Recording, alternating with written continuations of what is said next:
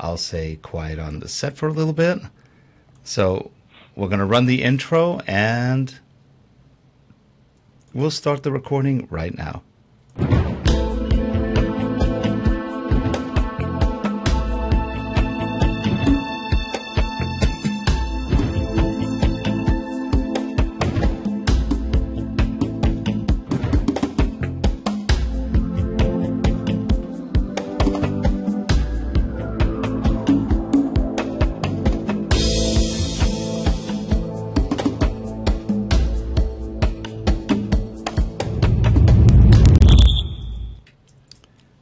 And good afternoon, good day, wherever you are. We hope you're having a great one. I'm Rick Zanotti, and welcome to eMediaChat. I'm joined by our co-host, the lovely Kirsten Rourke. How are you, Kirsten? Hi, how are you today? I'm doing fine. I noticed we don't have George on. No, I decided to leave George in the fridge today. Poor George. You know, he did a good job last week, and now he's banished to the fridge. He is. He's been punished. And if you haven't watched the previous show, we'll tell you who George is in the previous show. Go back and watch it. Nicely done. Yes. Hey, today we've got a good friend of mine on the show. You may have seen his art before. If you do any kind of e-learning, you probably know of him because you've probably seen his art, his photos, his backgrounds in a lot of e-learning courses. And if you're doing marketing or other types of business, you probably need to know about him because he's got some great photos and great artwork. And joining us today, it is Bryan Jones from eLearning Art. Hey, Bryan, how are you? Doing well, thanks, Rick. Hi, Kirsten. Hi, how are you? Doing great. Thanks for coming on, guys. Well, Bryan's down in Santa Monica. He's probably about 50 miles from where we are, up in Camarillo. And Bryan, you've got all sorts of new stuff going on with e-learning art. You want to tell us a little bit about what e-learning art is and some of the things you're doing?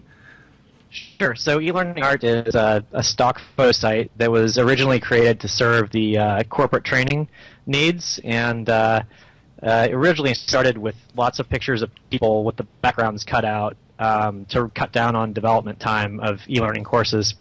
And it's since grown to include, I'd say, a much wider range of products. It's more of an asset company. So it could be pictures of people, it could be backgrounds, it could be PowerPoint templates, splash screens, icons, really just growing the library out to meet the needs of e-learning developers. Yeah, and a lot of that can also be applied to other things, like, for example, marketing. It would be applied to publishing. Your images go from, I guess, medium to low resolution all the way on up to full high-quality published resolution. Yeah, we shoot the ones that most people are using e-learning are capping out at about 540 pixels tall, just based on the screen size. But all of the images go up to 2,500 pixels tall or more. That's pretty good.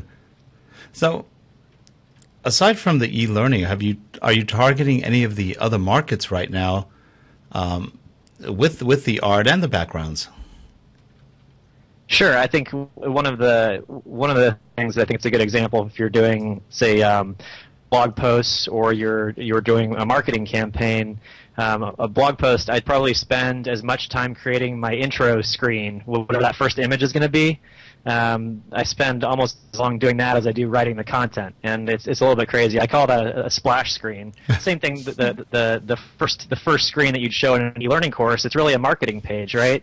You're trying to have a nice layout, have something that looks nice, and it can be daunting when you just start with a blank screen. So I've really been working on a lot of products that can inspire creativity and very quickly be updated. Just inserting your own information and make it look really nice. So, for example, taking pictures of billboards or blank signs, and then being able to put those as backgrounds. Where somebody can just update the information on the sign and kind of have this cool-looking splash screen to start. Now, you've also done another thing that I think was in the latest version of what you're doing, and that is not only the backgrounds but scenarios. You've been doing scenarios for e-learning as well? Yeah, and that's my background in e-learning is scenario-based learning. So, I think a lot e-learning gets a bad rap. A lot of times, people picture PowerPoint slides with voiceover, And really, what I think one of the powers of e-learning is the interactivity and custom feedback. So with the templates that I build, I focus on scenarios. So here's a scenario that's going on. Let's say it's patient privacy for nurses. You would take some sort of scenario about, hey, you're at the hospital and you're in the break room. It's somebody's birthday and a patient is in the background. People are snapping photos. What's okay to do with that photo? It's from like posting it to Facebook, sharing it with a friend, and emailing it, yada yada. Where the learner then makes a choice, and then they would get feedback based on that choice. And says, no, you can't post to Facebook because of HIPAA laws, or if it's whatever their choice, they're getting custom feedback. And that's very different than just walking through HIPAA compliance, say, and telling people what the rules are. That's not a great way to learn. But you throw realistic scenarios at them, let them make choices and get feedback. That's the approach that I really like to do with my training. Kirsten, are there any comments in the chat room yet? Any questions? No. Right now, people are kind of getting a sense of what the possibilities are. I know that certainly your material's been, everywhere. I've certainly seen your stuff on more presentations than I can count. It's great, and the scenario-based thing is wonderful because if people aren't able to generalize the learning to a new situation, then it's not going to stick anyway. Yeah, so I think anytime you can put the training into context, that's a good thing. So information's great, but how is it that you're supposed to use that information? I think that's as an instructor, you're not trying to teach information, you're trying to change performance. So really focusing on the use case of what the learner would do is the important thing. Thank you for saying that. Could you say that again, please? The changing performance part, 2 thumbs up. That's exactly it. Yeah, no, and I think it's easy to get focused on. Not that there isn't a place for pushing information. It's certainly reading a book or a manual is something where you're reading information. But you can let's say it's a manual that you're trying to teach. Instead of just walking through the manual in an e-learning course, you could create scenarios around where the learner then has to pull information from the manual. And that's really what you're trying to get them to use, is to figure out how to use that as a job aid to do to change the performance that they're doing at work. Yep. It all comes down to behavior, really, in the end. Yeah, and I think one of the tough things, this is true for if you're building e-learning courses, or if you're trying to design something for marketing, or like what I was saying with the splash page for a blog. I'm not a graphic designer, and when I open up that screen and it's this blank white screen staring at me, it's hard. It's hard to create something. And what I try to focus on is I know I'm not a great graphic designer, but can I have my team develop assets, the pieces that I need, where I can build good training or a good graphic without having to open up Photoshop myself. Hey, Bryan, could you lower your microphone just a little bit so it's not right on your mouth? Sure. Was I making too much noise there? A little pee-popping. That actually sounds better, too. Great. All right. All right. So, Bryan, I'm going to give you the semi-hard question, and I'll tell you in advance that this is a trick question because I have a very specific answer that I believe in, so I'm happy to argue with you about it if you disagree.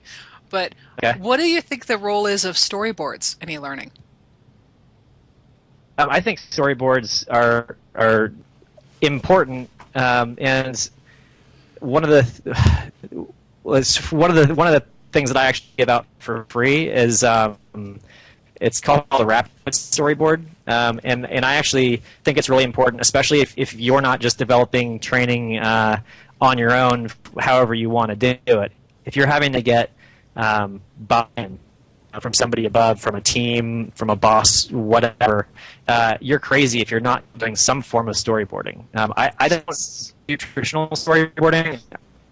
I do more rapid storyboarding. So what whip up quickly and get in front of somebody to get buy-in before you go down the path of developing your whole course, because you can waste a ton of time doing all your development, and then somebody just says, well, if you, I really want you to do this approach, then everything you've done is thrown out the window and you're starting from Brian, I'm in storyboarding. Brian, I'm going to call you back and see if we get a better connection because it's really your breaking audio's a up. little wonky.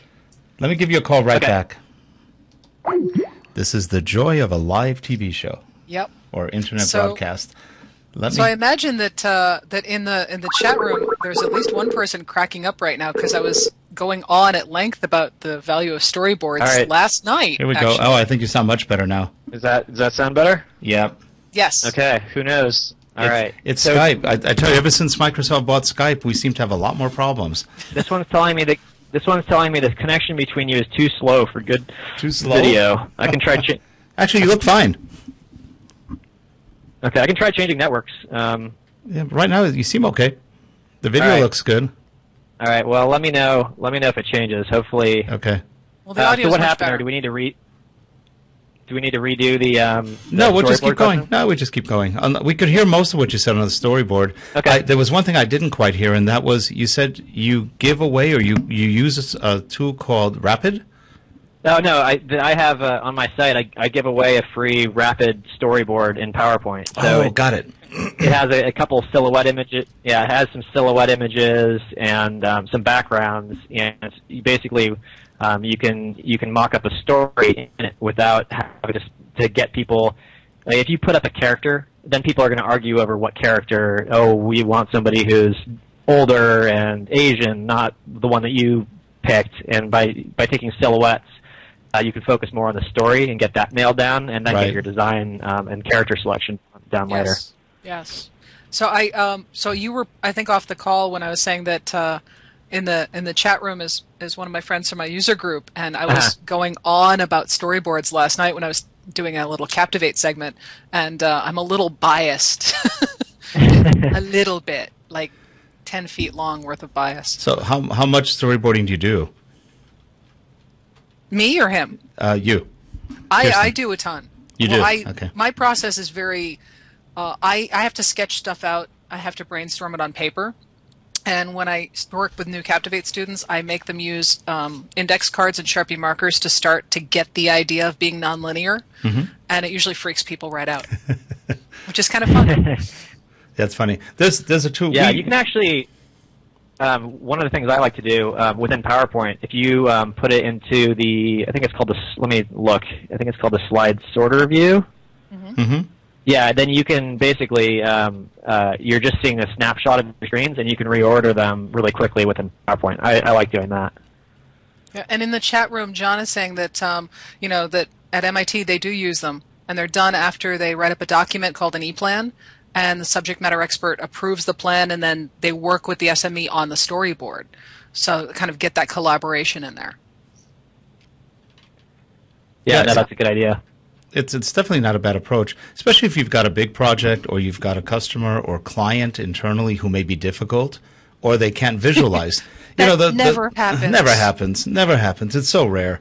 But ideally, it's like Brian said. He gets into a PowerPoint. He goes, "What do I do now? Yeah. Where do I start? Where do I do my graphic design?"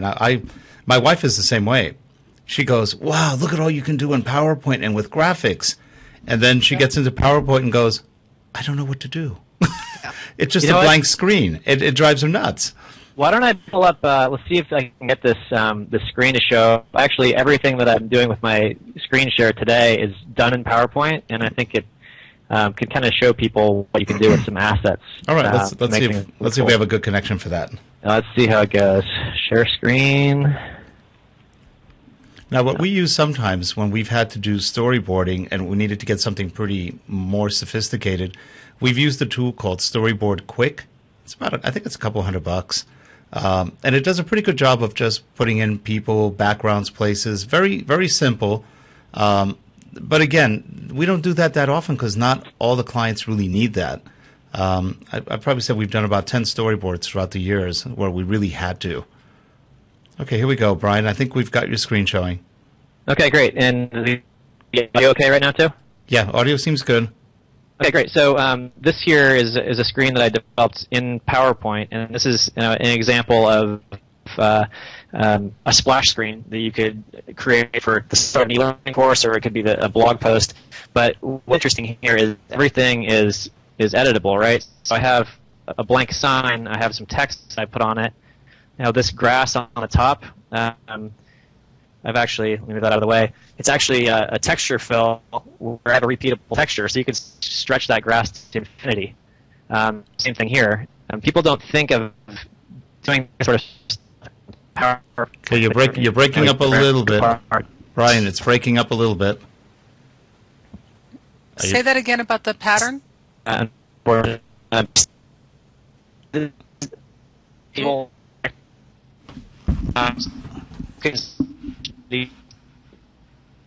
No, hold on. Bryan, we lost you. Hold on, the connection's getting really bad. Whoops.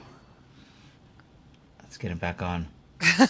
Wow, what's going on I tell you, the last couple of days, Twitter and Skype have been bad. Hey, there you are. Okay. So Now we got you clean again. I don't know what the deal is. I'm wondering if I should switch networks at work here. Co-lofting. I think I'm on the best one. Well, the audio is really good right now. Yeah. It's better than it was before. So you want to give it a shot again? We're brave. Let's go. All right, we'll give it a go here. Let me try. Actually, this sounds a lot cleaner than last time.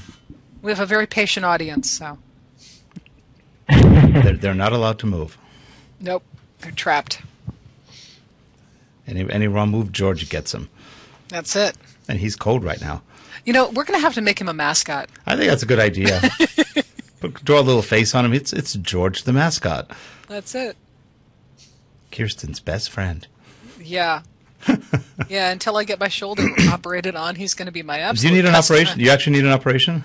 I don't know yet. I have to talk to the orthopedic specialist. That's no fun. Is it rotator cuff? Days.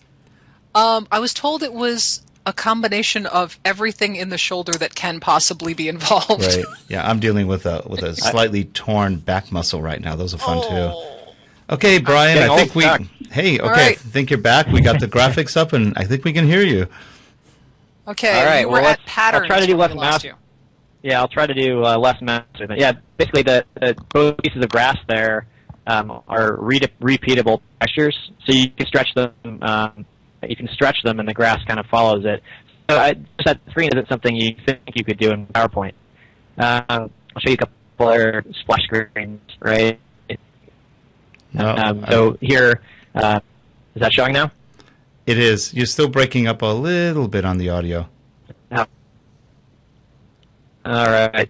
And every so often we're getting this message come up. Yeah, I don't know. I saw that message too. So I guess maybe I'll just show a few screens and not talk, and then I'll shut it down and talk. How about that? Okay, that sounds good. There we go. All right.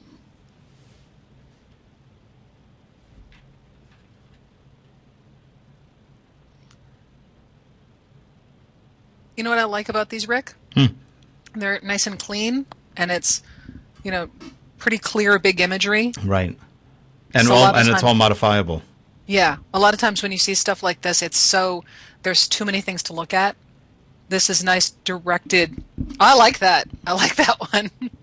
Managing difficult people. When do you have to do that? I don't know. Not often.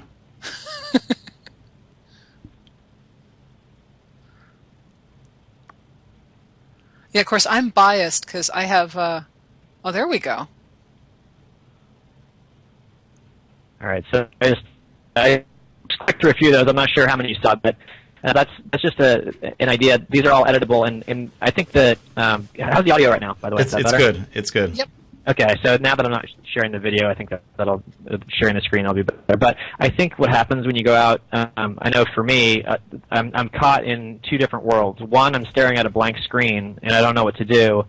Or two, I go out to a normal stock photo site and I spend 5 hours trying to find the one perfect image, and that's really frustrating. I'm sorry, I'm laughing. Really, what you should be. I didn't hear what you just said. I'm sorry. I was laughing because I did that last week. Yeah, no, and what you really need is you need things broken apart into assets that are editable. So how can you mix and match the pieces of an image to create the story that you're going to tell?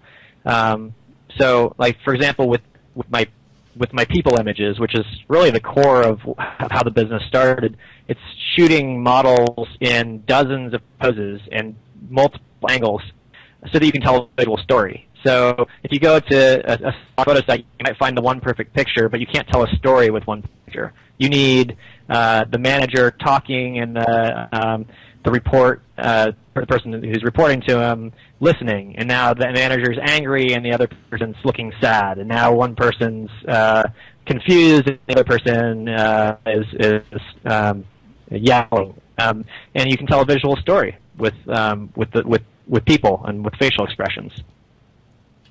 Exactly.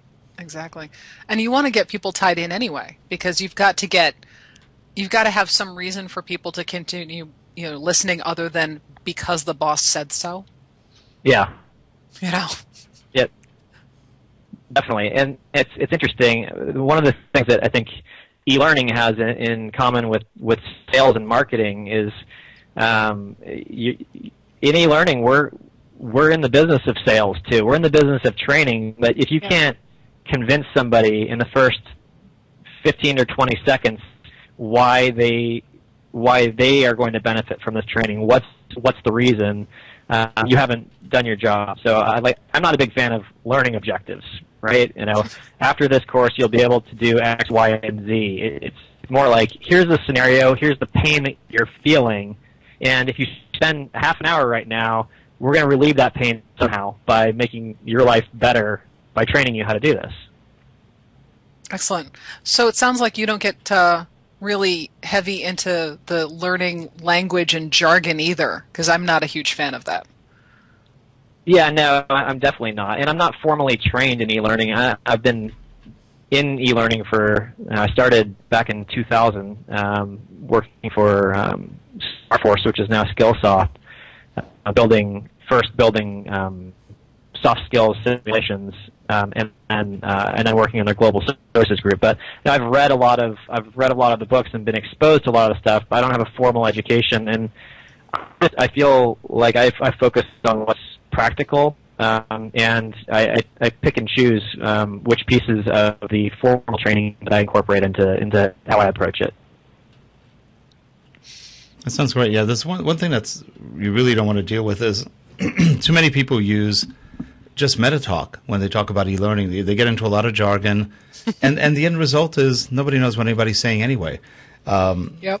We had a show earlier this morning with Michael Allen from Allen Interactions, and really another thing that he talked about, which I totally agree with, is that training has to be in context. If your training's out of context, nobody has any idea why they're taking it. They understand the "I take it or I lose my job" idea, but that's not exactly the most motivating factor for somebody. It's like the fear factor. You're not going to get a lot of education or a lot of performance out of that. You'll get fear. Yeah, one of the comments we're getting in the chat pod is Jeff and I were talking about learning objectives and how sometimes you're told you really have to do them, and they don't always feel natural. Right. And in those situations, what I like to do is I lean on a different background. I come from occupational therapy, so my objectives when I was doing stuff were all practical, real-world application stuff. And you can actually take learning objectives and twist them a little bit in language and make them functional, rather than sort of, we're going to have this jargon-filled speech. So I think if you tweak it a little bit and make it a little more everyday language, very clear, very focused, you still get the learning objective in, but you don't make it, you don't have that alienating distance of language between you and the user. Well, you definitely don't want to go into the old Scientific American approach of I will bedazzle you with my jargon. And so by the time you're done, you have no idea what anybody said, but boy, did it sound intelligent. I would want to take a step back with this too. I wasn't saying that learning objectives aren't valuable. I'm saying that that's not a good sales pitch to your learner. I think doing the performance analysis on the front end and thinking about what performance you're trying to get out of them and coming up with those objectives is an important step. I feel like courses too often start with listing out the learning objective, and that's the learner. It's exactly what you're talking about. You're speaking e-learning jargon or performance jargon to your learner who doesn't care about that. They want to know how their life is going to be better. Now, if you really want to torture your learner, here's the key. What you do is you get a course, and you in the course say page 1 of 872. Yes. That does wonders for their motivation, and it's all one course, not even multiple. Just one big lesson, 872 pages. Yeah. And then you can see that, usually you have a couple who commit suicide right away, and then the rest. It's a way to filter them, I guess. But oh boy, that's torture. And I'm always arguing with the clients: don't put a page count in. We want to know how many pages are left. Why? Why do you want to know? It's better having suspense and knowing that yes, this is an interminable course, but I don't know when it will end. It could end. It could end at any moment. I have hope. But if I know it's 872 pages, I've already slit my wrist. It's awful. It's awful. In the chat room, we have this course will only take 5 hours of your time. only.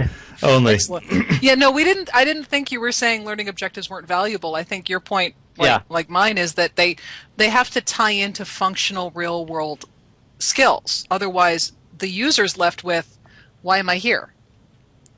Yeah, really. Yep, that's true. And the other thing is when you have a lot of objectives, by the time you get to the end, they can't remember what they've actually learned because there's been so many of them. Much better, especially with adult learning, to keep things in short chunks and maybe give 1 or 2 objectives of what you'll learn in that short lesson. Don't start the course with what they'll learn from the beginning to the end of the course. It's just too much. It's information overload, and then by the time they're done, they probably don't remember what the beginning was. It's just been too much. That's the other thing. Aside from MetaTalk, you've got information overload in a lot of courses. And one thing I liked about the PowerPoint you were showing and some of the designs is that they're very simple. They're very clean. And as a result, your eye focuses in the right place. You're not going all over the place. The message is clear, and like you said, it can be changed.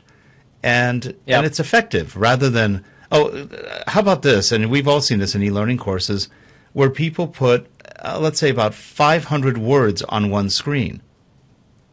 Now, death by PowerPoint. This is death by e-learning. Yeah. And the problem is nobody can read that. It's too much. And then by the time you've done reading it, you really don't remember what you read because that's just too many words for one screen. I usually tell people 50 to 75 words, absolute max. And after that, move on. Split it into 2 slides if you have to do something because you're going to spend all your time reading. And of course, that doesn't apply to generational learning where you have younger people who don't read much. So if you immediately give them a course with thousands of words, then you've lost half your audience. Hey, Bryan, I understand you're sorry, I'm going to jump off to something I'm reading on one of your sites that some of your influences are storytelling, film, comics, graphic design. So tell me a little more about this. How are comics one of your influence? How do you use that? Well, I think that I think comics it's a classic storytelling format. So you can teach lessons and through comics, and I think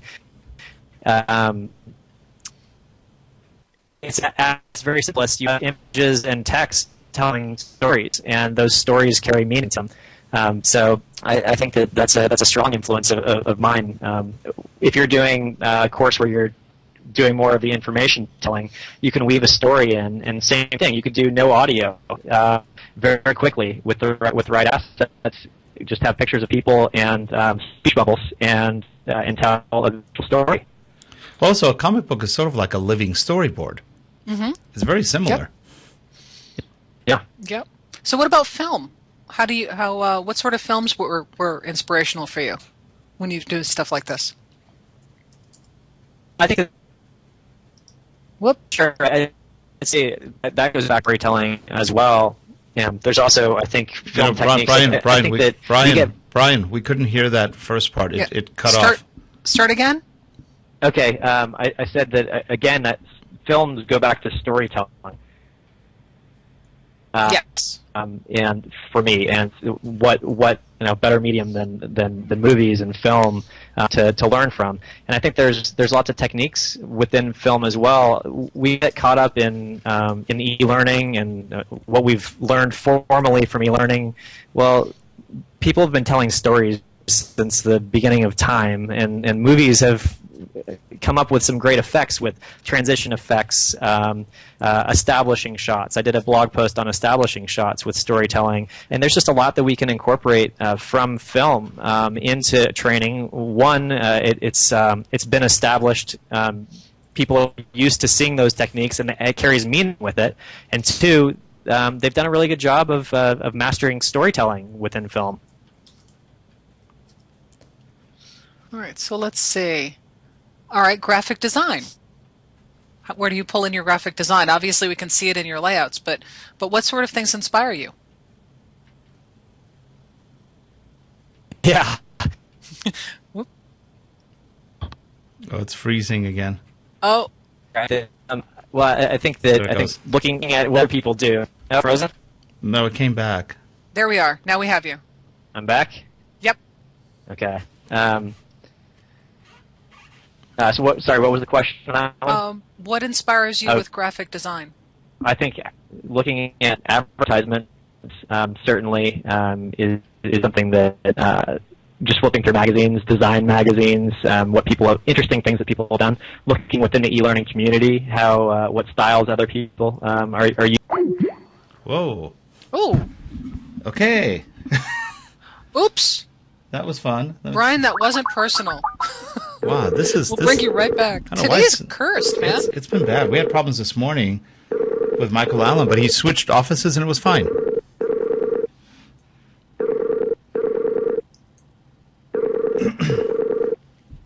Oh, so Rick.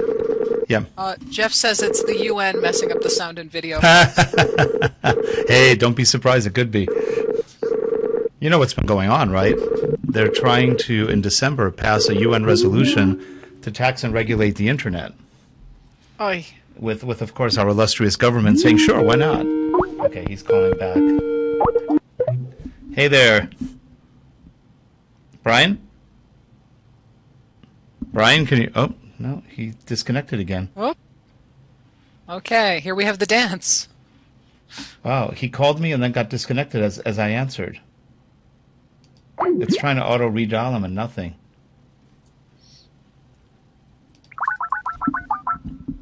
I always hate when that happens. All right, you guys there? Yeah, we are here. Yep. I just changed networks, so maybe this will be better. Actually, you sound clear. You say that every time. You said that every time. I'm an optimist. So I don't know how much it was cutting out there, but with graphic design, I think that looking in magazines, looking at advertisements, and looking at what people are doing in the community with some of the award-winning courses, as well as just effects that people come up with, and applying that. So, like the scrapbook effect became really popular, where it looked like you cut things out with scissors around your individual objects, and that's something that you can apply to some of the assets that I have, and it's a cool design. I run different filters on on some of my characters, where it'll create like a comic book effect or like a cartoon effect onto people, so that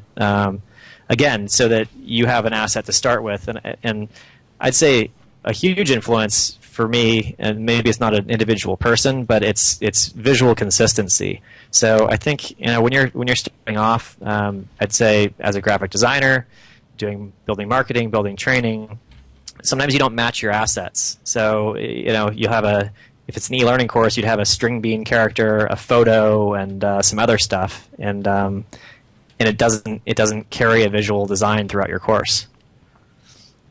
Yeah, it looks less professional, and it also looks like you weren't really planning. Yeah. Yeah, and I think for me that's the number one thing when I look at a course. It doesn't matter if it was developed professionally or not, but when I look at a course and it carries a visual design through it, it might not be the best instructionally sound course, but I look at it and as an end user, I feel like it's professional, and that adds credibility to the course right away. Well, it's real interesting because one of the things we did early on, this is back in 1995, 96, we started doing courses with people pictures. And you and I had talked about that, and that made all the difference in the world. People like seeing people. They don't want to see a cold image all the time. They actually like seeing humans.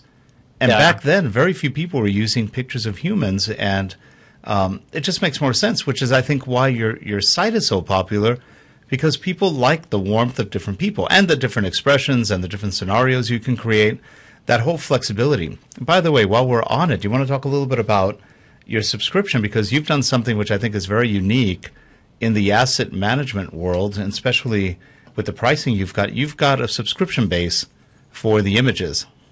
Yeah, no, it's something that I'm really proud of. Just I think it was 6 months ago, launched the subscription, and it's a subscription that I always wish was available, where it's access to the entire library. You can download as many images as you want whenever you need them.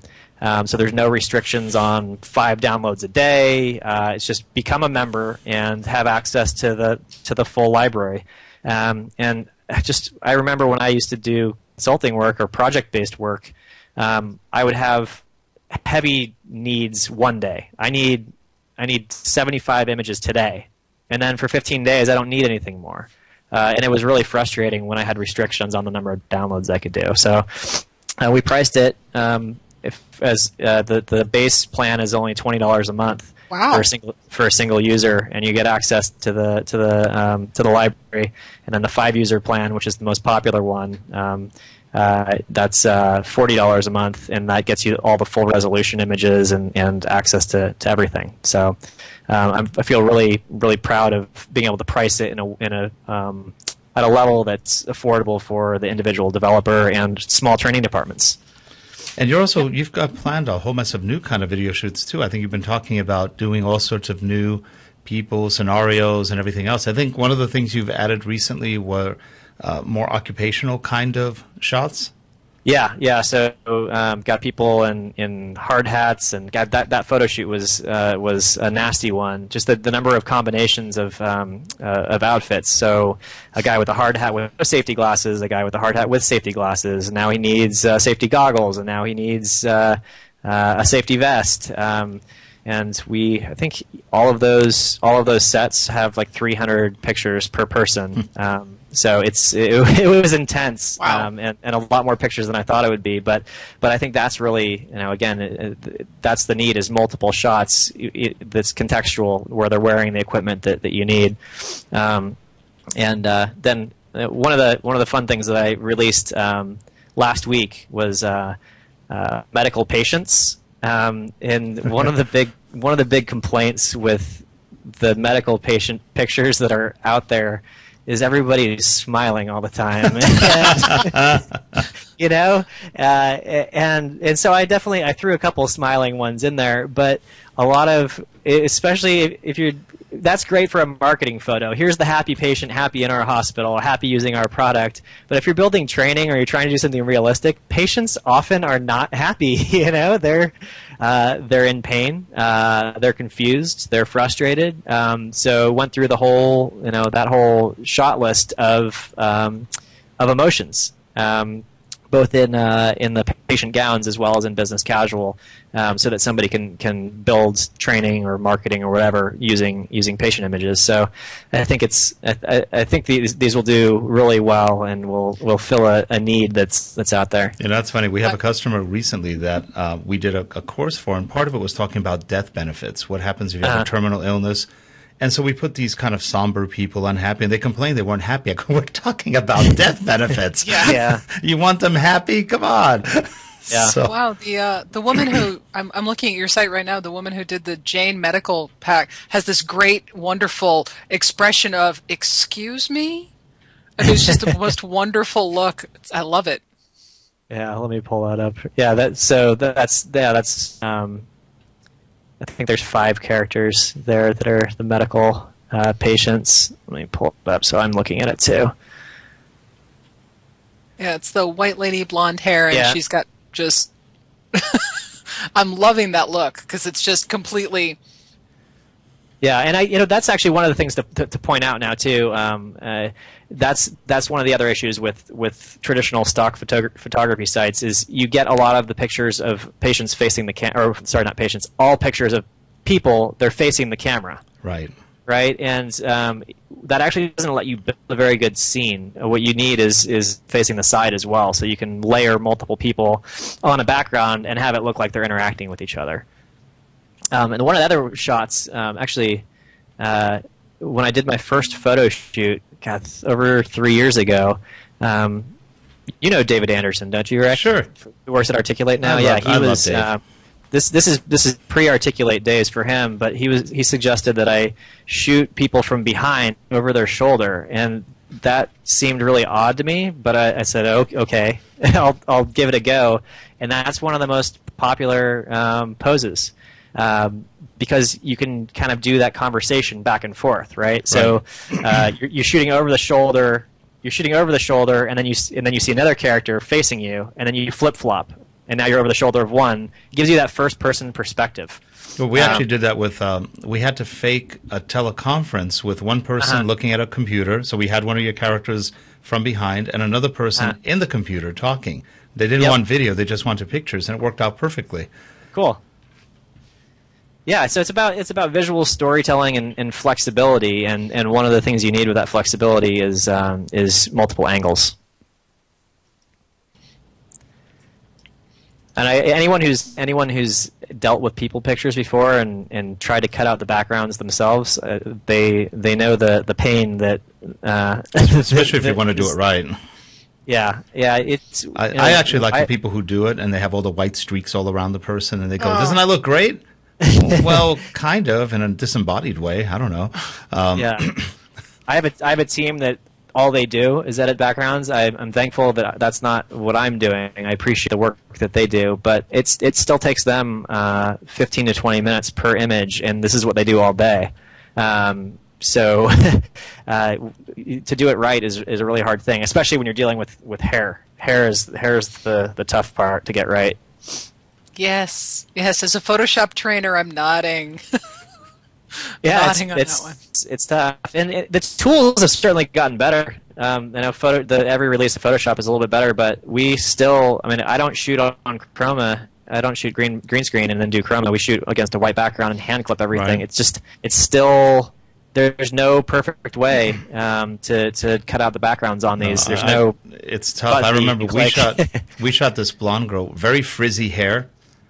We chroma keyed her. It was for video, but then we needed pictures of her. Even for video, it took us 8 hours just to do her hair in After Effects. It was awful. There was so many curls, and there were little holes in the curls. So you'd have green coming through, and she had blonde hair, so it was really reflecting the green, kind of the chlorine look. A lot of that. Too much time in the pool. Her hair was greenish. Oh, it was awful. I said, can we not use her? No, you have to use her. Yeah, and then it happens too with the green screen. If you shoot with the green screen, you get a little color spill. Unless you're far enough away. Yeah. Yep. So we shoot against white background and hand clip everything. So it's a time-consuming process. But the other thing that I think people don't realize, it's easy to cut out the backgrounds. Well, not easy. It's easier if you know what your background color is going to be. So if you're putting it against a white background, no problem. But to have an image that works against both a light and a dark background is it's a tough thing to do. Yeah, that is. Yeah. So I guess it's what I'm trying to do and is make the lives of whoever it is. It could be an e-learning developer. It could be somebody doing marketing. Where you may not have the skills to develop the assets yourself, but if you start with an asset that gets you most of the way there, you can cross the finish line and make your stuff look good without having to open up a traditional editing software like Photoshop. I mean, I don't open Photoshop. If you asked me to build something in Photoshop, I couldn't do it. Everything I do is in PowerPoint, using either built-in PowerPoint shapes and adding gradients, and then incorporating finished assets that were done in another program. Well, last time Kirsten opened PowerPoint, George had to help her. So it's a dangerous tool. Hey, I got it to work. Yes, you did. I think PowerPoint is a really powerful graphic design tool that doesn't get as much credit as it It doesn't. deserves. It's actually pretty good. And for business graphics, it's almost hard to beat. Yeah. I mean, you could do it just as well in Photoshop, but it's going to take you a lot longer. Yeah. Yeah, no, and there's only so many tools you can learn, and if you aren't a graphic designer, it's hard to get the proficiency up to where it makes sense to be doing a lot. You in do a lot Photoshop. of the repetition and everything else. Yeah. Kirsten, Hey, you have any final comments or questions in the chat room? The chat room is agreeing that PowerPoint is becoming very powerful. Mm-hmm. It's definitely Yeah, it gets a bad rap out there, but it's actually a darn good tool. There's just a lot of lousy PowerPoint people, but the tool itself is actually pretty good. yeah. Yep. Yeah, well, you can create a bad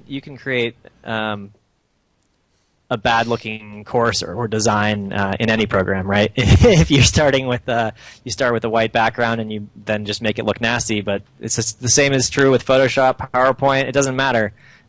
You can make it look good or you can make it look bad. That's true. That's true. Well, anyway, your website is www.elearningart.com. We've been showing it throughout the show. Great. And I guess we are right about at the end of our show. And sorry for all the Skype issues out there. And if you're watching the recording, we're leaving it in just so you see what our life is like during a live broadcast. Because this is a live show. This is what keeps our costs down, by making it live like this. But it just happens. Skype lately has been tough. I don't know what's going on out there. And Twitter's been having a lot of problems this last week, too. They've been over capacity about, 30, 40 times. So that's interesting. Somebody's out there. Yeah, technology, right? I gotta love it. Yeah. Anyway, so for all you people in the chat room, thank you so much for being there. And if you're watching the show, please subscribe. And we will see you all next week on eMediaChat. Bryan, thanks a lot again for being here. Thanks for having me. Kirsten, till next time. Always. Thanks, Brian. It was nice meeting you.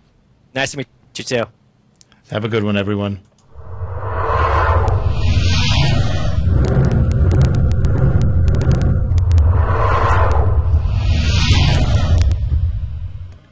And we